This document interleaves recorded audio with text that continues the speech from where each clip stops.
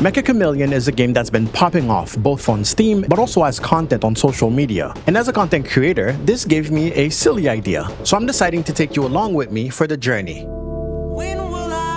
See, the first thing I needed was Meccha Chameleon 3D models. And on websites like Sketchfab, you can usually download models. Oh god, what is this? You can tell that this is like super high poly and probably made in a VR sculpting app. There you go, that's way better. But unfortunately, those are not for download. So the only way to find those is through 3D printing websites. So let's download one of them. And we end up with a bunch of STL files. Now the question is, can my 3D software open up STL files? Let's find out.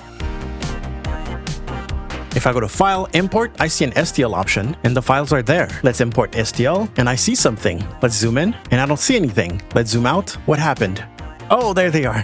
They were on the side. They were just chilling on the side. All right, so we're actually not going to do anything too fancy. I just want images. I mostly want the ones where it's straight. All right, so from this view, I want to create a camera. Bring it up a bit. Check the camera view and see what a render would look like right now. We don't have any lights, so probably...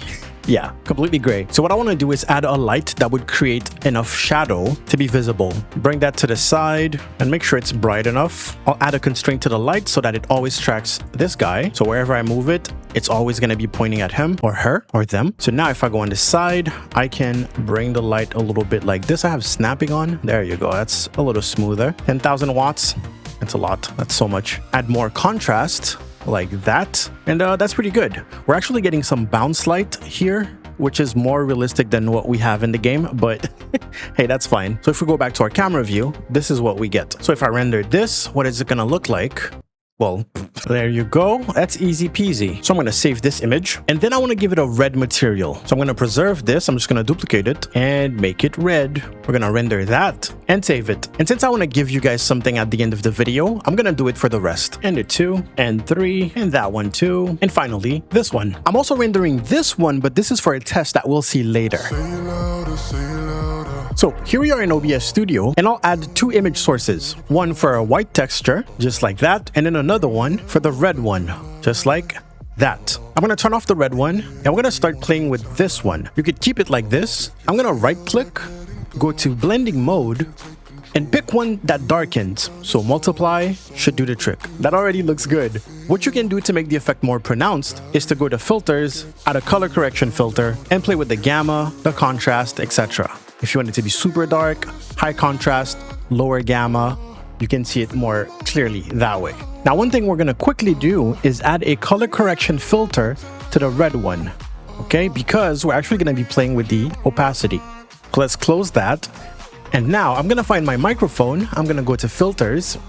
And from there, we're going to add an audio move filter. Now, the audio move filter is from the Move plugin that you can find by typing OBS Move in Google, or just going to the OBS forums and downloading and installing the plugin. So if you don't have the plugin installed, you will not have this filter. So, audio move, and where it says action, we're going to find setting. This will be from a filter. So let's pick our source, which is the red image. Let's pick our filter, which is color correction. And let's pick, you can see it's set to gamma right now. Let's pick the setting, which will be opacity.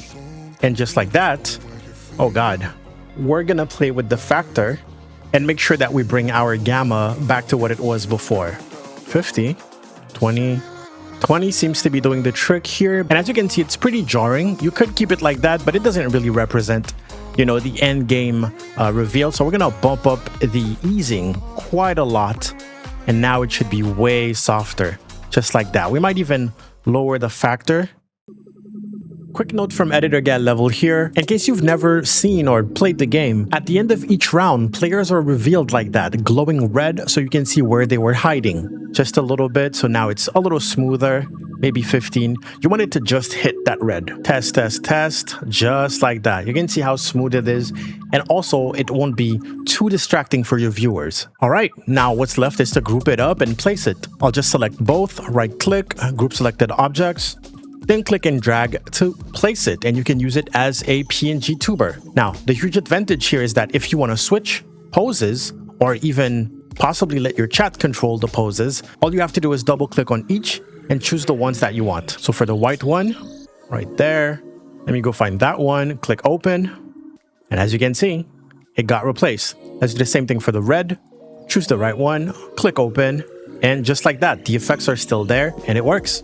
Now, if you use something like StreamerBot, you could probably make it automatic, maybe a chat command, an alert will change it temporarily. Maybe it'll cycle through the different poses during the whole time. The possibilities are absolutely endless, as I often say. So there it is. My name is GadLevel, and I just created this PNGtuber, where when you speak, it becomes red as if it was revealing it at the end of a Meccha Chameleon match. I'm also providing those images for free, so check out the links in the description. If you're not watching this on YouTube or you're watching the short version of it, go watch the full version, the link's in the description.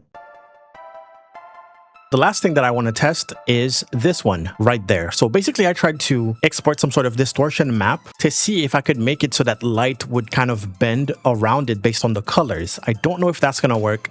I'll probably have to spend hours to make it work, but let's try it. So there's a plugin called the Shader-tastic plugin. I have a video on that. And one of the options is to set up a distortion map or a displacement map, if you will. So I'm going to add our displacement image as its own source, bow, just like that. And it's probably going to be super stretched, but whatever. So at the bottom of this filter, the Shader-tastic filter, once you chose displacement map, it asks you to choose which source will be your displacement map. Ours is called Meccha. I mean, probably absolutely need to play around with it. It is on YUV. Let's check RGB. Oh God. Never mind, YUV it's going to be. Let's go ahead and turn off the actual image. It doesn't need to be on to have the effect. And I'm going to lower the strength. And I'm going to tell you right now, this is not the effect I thought it was going to give. Yeah, that doesn't work. I'm going to have to play with this way more to figure it out. So I re-exported it with better colors and there might be some potential. If we pair this with the shadows, we might get something decent. Something like that. I don't know. There's no refraction on the real ones. I just wanted to, I don't know, have a little bit of shape to kind of make the light bend a little bit around it. And it kind of works. It kind of works. Anyways, thank you for watching. Make sure you follow me on Twitch and I'll see you next time. Peace!